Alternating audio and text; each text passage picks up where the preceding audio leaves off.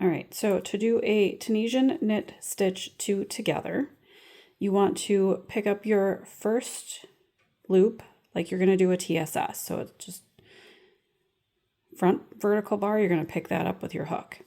The second stitch, you're going to go between your vertical bars and out the back like a standard knit stitch. Yarn over, pull through both loops, and that's going to create your Tunisian knit stitch 2 together.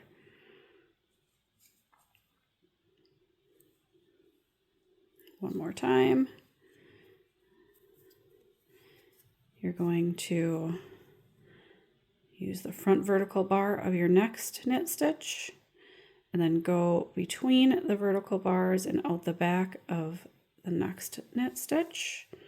Yarn over and pull through both loops. And then just make sure, because it's hard to notice this one, that this one and this one have now joined. So don't pick this bar up again. So then you're just going to move on to your next one. And it's going to pull these two together to make one right here.